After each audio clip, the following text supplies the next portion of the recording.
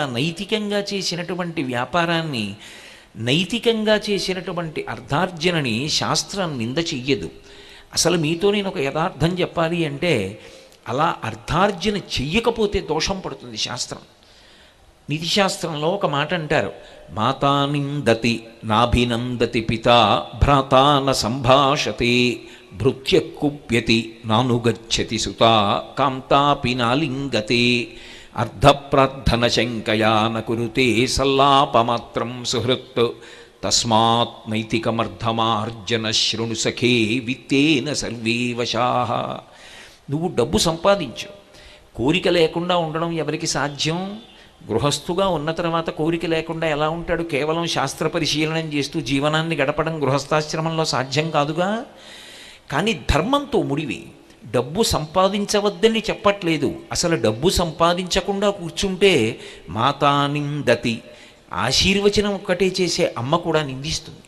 నాభినందతి పిత, తండ్రి భుజం మీద చెయ్యి వేసి నా కొడుకు అక్కడికొచ్చాడని సంతోషించడు, అభినందించడు. భ్రాతాన సంభాషతే, అన్నదమ్ములు పలకరించరు. భృత్య కుప్యతి, సేవకుడు ఏదైనా పని చెప్పి పిలిస్తే రూపాయి జీతం ఇవ్వలేవు కానీ మీ అన్నదమ్ములు జీతం ఇస్తుంటే నువ్వు పనులు మాత్రం చెప్తావని కోపగించుకుంటాడు.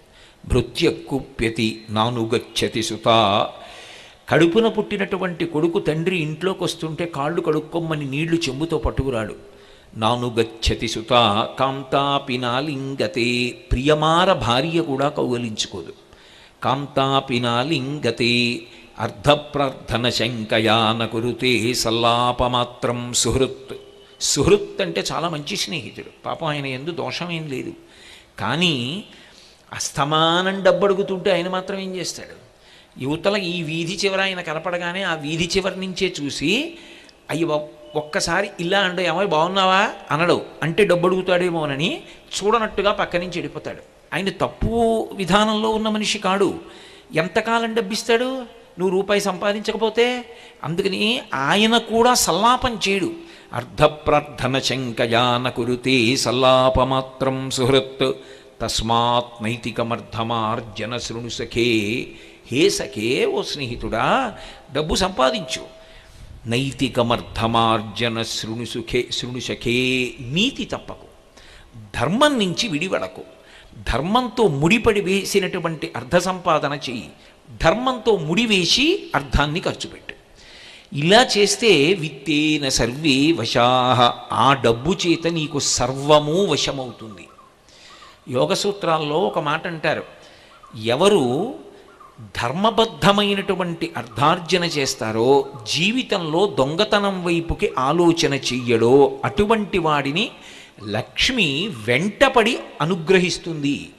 అందుకే సత్యం పద్మాశ్రితా సదా సత్యమేవేశ్వరో లోకే సత్యం పద్మాశ్రితా సదా సత్యమూలాని సర్వాణి సత్యాన్నాస్తి పరమం పదం అంటాడు రాముడు అయోధ్యకాండలో.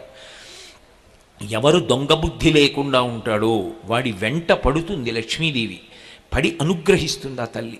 యశస్విని అని పేరు. అందుకే ఏ కీర్తి అవతల వ్యక్తి పొందాలో ఆ కీర్తినంతటినీ ఆవిడిస్తుంది. ఎప్పుడు? అర్థము నీతితో ముడిపడినప్పుడు. ఆ నీతి తెగిపోయిందనుకోండి, ధర్మ కవాటం తెగిపోయిందనుకోండి, అప్పుడు అనేక రకములైనటువంటి ఆపదలు చుట్టుముట్టేస్తాయి. ఈశ్వరుని యొక్క రక్షణకి దూరం అయిపోతాడు. అందుకే ఒక్కసారి కాని మనసులో తృష్ణ బయలుదేరిందా, తనకి ఈశ్వరుడిచ్చిన దానితో తృప్తి అన్న మాటని విడిచిపెట్టేశాడా, ఉత్తర క్షణంలో తృష్ణ చేత తాను తృణమైపోతాడు. తృణము అంటే ఎండిపోయిన గడ్డిపరక. తృష్ణ, ఆ కోరిక ఇతన్ని గడ్డిపరకని చేసి సుడిగాలి ఎలా తిప్పుతుందో అలా తిప్పుతుంది. భాగవతంలో ఒక అద్భుతమైనటువంటి శ్రీకృష్ణ లీల ఒకటి ఉంది. లీలలు పైకి వినడానికి అందంగా ఉంటాయి, కానీ లోపల నిక్షేపింపబడినటువంటి భావం వేరు. బాలకృష్ణుణ్ణి యశోద ఒళ్ళో పడుకోబెట్టుకుని ఏదో ఆవిడ కార్యాన్ని ఆవిడ చక్కబెట్టుకుంటోంది, బియ్యమో ఏరుకుంటోంది. ఇంతలో ఎక్కడి నుంచో సుడిగాలు వస్తోంది. అకస్మాత్తుగా కృష్ణుడు బరువునిపించాడు. ఏడు పిల్లవాడు ఇంత బరువుగా ఉన్నాడని తీసి పక్కన పెట్టి, సుడియరుగని హరిసుడివడ సుడిగాలి తెరంగు రక్కసుని గాలి సుడివడ సుడిగాలి ధూళి కన్నుల సుడివడ గోపకులు బెగడి సుడివడిరధిపా అన్నారు పోతన గారు. ఆ సుడిగాలి ఎలా వచ్చింది అంటే అది పెద్ద గాలి గుండ్రంగా తిరుగుతూ వస్తోంది. ధూళి పైకి లేచిపోయింది. ఆ చుట్టూ ఉన్నటువంటి గోపాల బాలుర కళ్ళల్లో ఆ ధూళి పడిపోయి వాళ్ళకి కళ్ళు కనిపించలేదు, యశోదకి కనపడలేదు. భూమి మీద ఇలా ప్రయాణించి వెళ్ళిపోతూ అది గుండ్రంగా తిప్పుతూ తీసుకెళ్ళిపోతోంది పైకి. ఆ సుడిగాలంటారు. ఇప్పటికీ కాస్త విశాలమైనటువంటి ప్రాంగణాలు ఉన్న పల్లెటూళ్ళల్లో కనపడుతూ ఉంటాయి. అది వెళ్ళిపోతున్నప్పుడు తృణములను అంటే ఎండిపోయిన ఆకులు, గడ్డి పరకలు ఇలాంటి వాటిని ఆవర్తము అంటే చుట్టుకుంటూ తీసుకెళ్ళిపోతుంది, అలా పైకి తీసుకెళ్ళిపోతూ ఉంటుంది. అవి ఇలా గుండ్రంగా తిరుగుతూ పైకి వెళ్ళిపోతుంటాయి. సుడిగాలు అలా వెళ్ళిపోతూ ఉంటుంది, వెళ్ళిపోతూ అన్నిటినీ పట్టుకుపోతూ ఉంటుంది. అలా తీసుకుపోతున్నాడు. ఆయన ఎందుకు వచ్చాడంటే కృష్ణుడిని సంహరించడానికి వచ్చాడు. ఆయన చిన్ని కృష్ణుడిని ఎత్తుకుపోయాడు, అలా పైకి తీసుకెళ్ళిపోతూ వెళ్ళిపోయాడు. ఒక్కసారి కళ్ళు తెరిచింది యశోద. బా, ఏమి పోతన గారి పాండిత్యం అండి, ఏమి రచన, పరకాయ ప్రవేశం చేసేస్తారంతే మహానుభావుడు. తల్లి బిడ్డడు కనపడకపోతే దానికి పెద్ద ఉపోద్ఘాతం ఉండదు. అరే ఇక్కడే పెట్టానే పిల్లాన్ని అంటుంది. పద్యం అలాగే పడింది. ఇక్కడ పెట్టి తింతనయుడిక్కడ నాడుచునుండె గాలి తానెక్కడ నుండి వచ్చే శిశువెక్కడి మార్గము పట్టిపోయెనేడెక్కడ చొత్తునంచు వసితీక్షణ క్రీపు తెరంగు ఖిన్నయై ప్రొక్కుచువాలు గోవు క్రియ భూస్థలివాలె దురంత చింతయై. ఎక్కడ పడిందో ఉపమానం పోతన గారికి, మహానుభావుడికి రామానుగ్రహం. ఆవు దూడ వెంట వెళ్ళిపోతుంది. మీకు ఇటువైపు కనపడుతుందో లేదో నాకు తెలియదు, కానీ మా జిల్లాల్లో అప్పుడే ఈనినటువంటి ఆవు యొక్క దూడని రిక్షాలో పెట్టుకుని వెళ్ళిపోతుంటారు, మెల్లిగా రిక్షా పట్టుకుని వెళుతూ ఉంటారు. అప్పుడే ఈనినటువంటి ఆవు యొక్క పృష్ఠభాగంలోంచి మావి ఇంకా వేలాడుతూ ఉంటుంది. ఆ మావి తిందామని కుక్కలు వెంటబడుతుంటాయి. ఏమండి, మనిషిదొక బాధ, ఆవుదొక బాధ. అప్పుడే ఈనిన ఆవు యొక్క శరీరం ఎంత సంక్షుభితం అయిపోయి ఉంటుంది, ఎంత బాధగా ఉంటుంది. ఆగదు. ఎందుకో తెలుసా? రిక్షా వెళ్ళిపోతోంది, దూడ వెళ్ళిపోతోంది. అందుకని నడిచి వెళ్ళిపోతుంటుంది. అంబా అంబా అంటుంటుంది. ఆకలేస్తోందో, ఒళ్ళు నిప్పెడుతోందో పాపం ఎవరికి తెలుసు. వెనక కుక్కలు వస్తుంటాయి, వెనక్కి తిరుగుతుంది, కొమ్ములతో పొడుస్తూ ఉంటుంది. గట్టిగా కొమ్ములు విసిరితే శరీరం బాగా కదిలి బాధ పెడుతుంది. అయినా కుక్కల్ని తరువుకుని ఒక నిమిషం ఆగుదామంటే రిక్షా వెళ్ళిపోతుంది. అందుకని అలాగే నడిచి వెళ్ళిపోతూ ఉంటుంది. ఆ దూడ కనపడలేదనుకోండి, ఆవు చేసే అంబారావం వినడానికి ఎంత బాధగా ఉంటుందో. అలా అరుస్తుంది దూడ కోసం. పరుగు పరుగున వస్తుంది. 4 వీధుల్లో కూడలిలో నిలబడి ఆ వీధుల వంక చూసి మోరలెత్తి అరుస్తుంది అంబా అని దూడ కోసం. ఇది అటో ఇటో పోయి ఏడొంకలోనో చేరి అమ్మ అరుపు విని అంబే అంటుంది. అప్పుడు చూడాలి ఆవు ఆనందం. గబగబ గబగబా దూడ దగ్గరికి వెళ్ళి దాని ఒళ్ళు నాకేస్తుంది నాలికతోటి. అలా ఇక్కడ పెట్టి తింతనయుడిక్కడ నాడుచు నుండె గాలి తానెక్కడ నుండి వచ్చే శిశువెక్కడి మార్గము పట్టిపోయి నేడెక్కడ చొత్తునంచు వసితీక్షణ గ్రేపు తెరంగు ఖిన్నయై. ఆవు ఎలా పరిగెడుతుందో అలా ఇక్కడ పెట్టాను, పిల్లాడు ఏమైపోయాడు, సుడిగాలొచ్చింది, ఎటు పట్టుకుపోయిందో అని చెప్పి ఒంటి మీద బట్ట సరిగా ఉందో లేదో కూడా చూసుకోకుండా పరిగెడుతోంది ఆవిడ.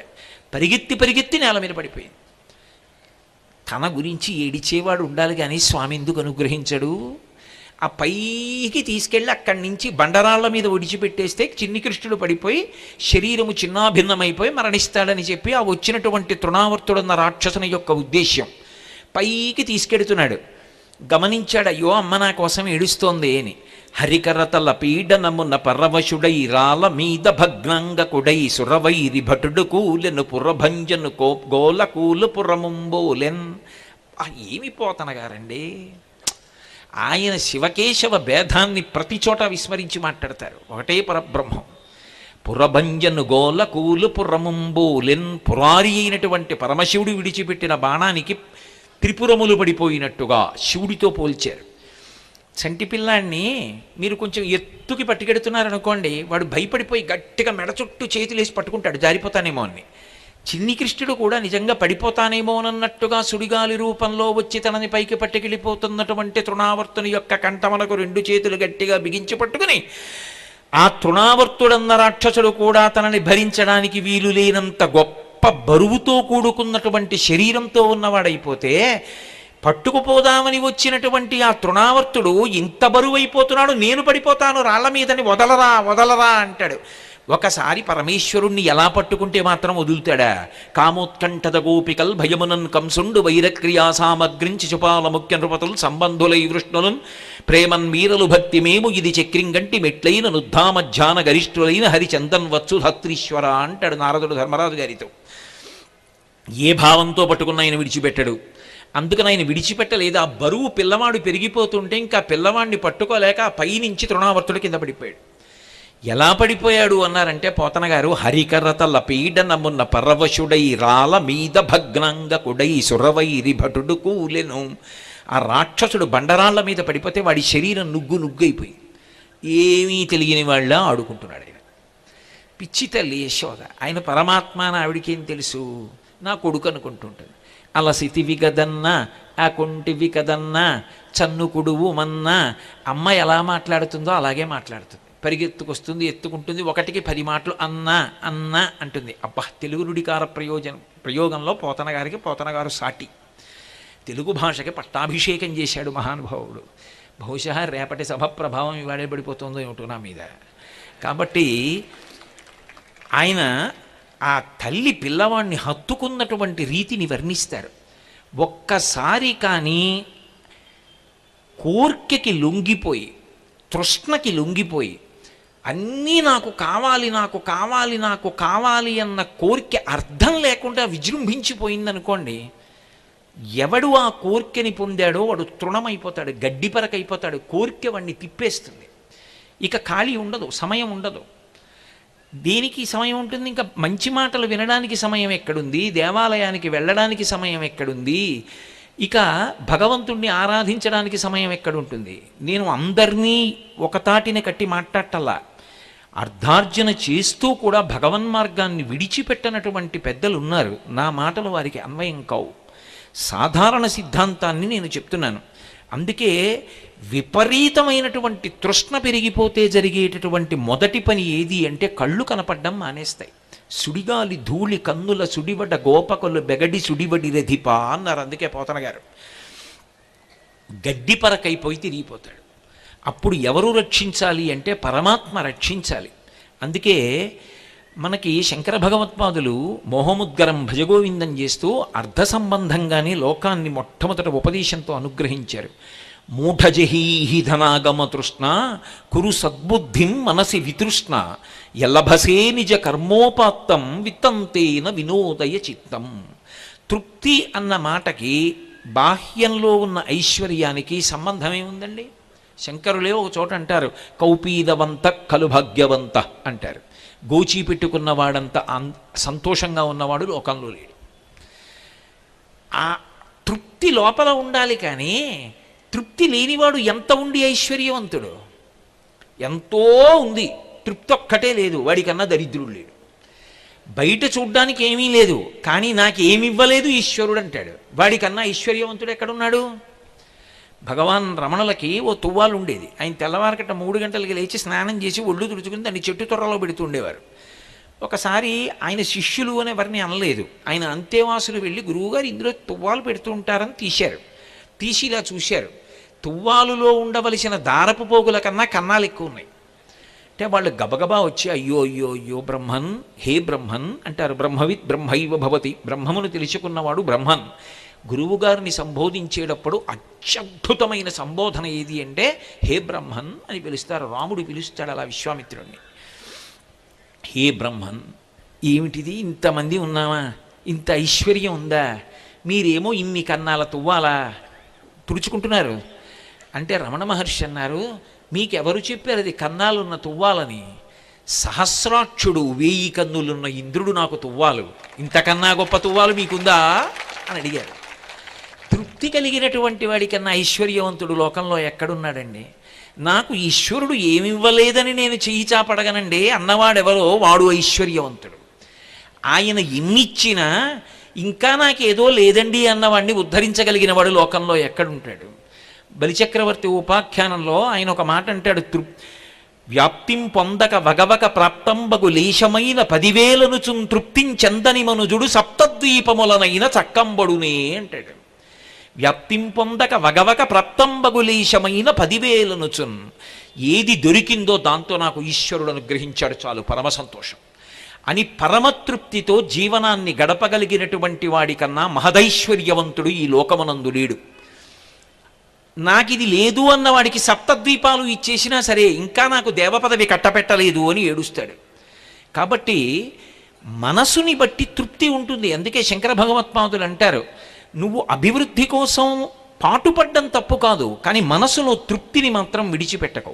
మూఢజహీహిధనాగమ తృష్ణ కురు సద్బుద్ధిం మనసి వితృష్ణ. మనసులోంచి ఆ తృష్ణ తీసేయి, లేకపోతే దొంగతనానికి లొంగిపోతావు. మనసి వితృష్ణ ఎల్లభసే నిజ కర్మోపాత్తం. నువ్వు చేసిన కర్మకి పరమేశ్వరుడు ఏది అనుగ్రహించాడో దానితో విత్తంతేన వినోదయ చిత్తం. ఆ వచ్చిన డబ్బుతో పరమ సంతోషంగా జీవనాన్ని గడిపేసి.